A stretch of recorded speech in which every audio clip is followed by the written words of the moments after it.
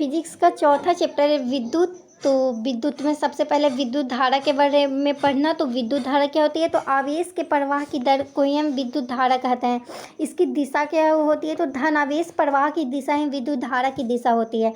इसे आई से सूचित किया जाता है और आई बराबर होता है क्यू बाई टी। क्यू आवेश और टी समय। कूलॉम सी कितने इलेक्ट्रॉन के बराबर होता है? तो 6 गुना 10⁻8 इलेक्ट्रॉन के बराबर होता है। और जबकि एक ही इलेक्ट्रॉन बराबर कितने आवेश होते हैं? तो 1.6 गुना 10⁻−19 कूलम होता है। अगला विभवांतर क्या होता है? तो एकांक आवेश को एक बिंदु से दूसरे बिंदु तक लाने में किया गया कार्य विभवांतर कहलाता है। इसका सूत्र होता है V बराबर W/Q। यहाँ पे बोल्ट जिसे कि भी से दर्शाया गया है, इसके बारे में बताए थे अलेसांद्रो वोल्टा, एक वैज्ञानिक थे उन्होंने बताया कि बोल्ट बराबर जूल पर कूलम होता है और इसे मापा जाता है वोल्ट मीटर में, जिसे कि पार्श्व क्रम में लगाया जाता है। अगला विद्युत परिपथ आरेख के बारे में। तो इसमें जो शब्द होते हैं वो होता है विद्युत सेल, जिसे कि इस प्रतीक द्वारा दर्शाया जाता है। बैटरी, खुली प्लग कुंजी या फिर स्विच, बंद प्लग कुंजी या फिर बंद स्विच, तार संधि, तार क्रॉसिंग, विद्युत बल्ब, प्रतिरोधक, एमीटर, वोल्ट मीटर, परिवर्ती प्रतिरोधक और धारा नियंत्रक। अगला है ओम का नियम। तो 1827 में एक जर्मन वैज्ञानिक जॉर्ज साइमन ओम ने बताया कि जो विद्युत धारा होती है कि यहाँ पे उनके नियम के द्वारा एक सूत्र निकला V बराबर IR। और 1 ओम बराबर क्या होता है? तो 1 वोल्ट पर 1 एम्पियर। इसमें परिपथ विद्युत धारा का जो नियंत्रण करता है उसे परिवर्ती प्रतिरोधक कहते हैं और परिपथ का प्रतिरोध को जो परिवर्तित करता है उसे धारा नियंत्रक कहते हैं। प्रतिरोध निर्भर किस पे करता है?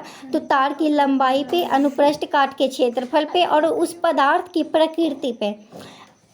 और ये जो P है उसे रो से सूचित किया जाता है। अनुपातिकता स्थिरांक क्या है? तो चालक प्रतिरोधकता, जिसे कि ओम मीटर से दर्शाया जाता है। धातु का कितना होता है चालक प्रतिरोधकता? तो 10⁻⁸ ओम मीटर से 10⁻6 ओम मीटर तक होता है। अधातु का तो 10⁻12 ओम मीटर से 10⁻17 ओम मीटर तक होता है। अगला संयोजन। तो संयोजन 2 तरह से होते हैं, श्रेणी क्रम और पार्श्व क्रम। पार्श्व क्रम को समानांतर क्रम भी कहा जाता है। श्रेणी क्रम जिसमें कि एक सिरा से दूसरा सिरा जुड़ा हुआ होता है और पार्श्व क्रम तो जिसमें कि समानांतर होता है। अगला जो श्रेणी क्रम है उसमें समान धारा परिवर्तित होती है और इसका जो प्रतिरोध है वो अधिक होता है, जबकि इसका जो प्रतिरोध है पार्श्व क्रम का वो उसका प्रतिरोध कम होता है। और इसमें चूंकि एक सिरा से दूसरा सिरा जुड़ा हुआ होता है इसीलिए इसका प्रतिरोध ज़्यादा होता है और ये समानांतर होता है इसलिए इसका कम होता है। अगला विद्युत धारा का तापीय प्रभाव क्या है?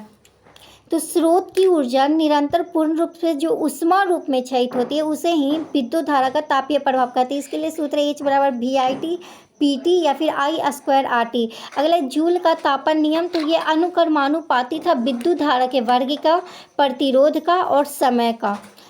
अगला है कि विद्युत धारा के तापीय प्रभाव का अनुप्रयोग किस किस में चीज़ में होता है? तो विद्युत इस्त्री में, विद्युत टोस्टर में, विद्युत तंदूर में, विद्युत केतली में, विद्युत हीटर में और विद्युत तापन में।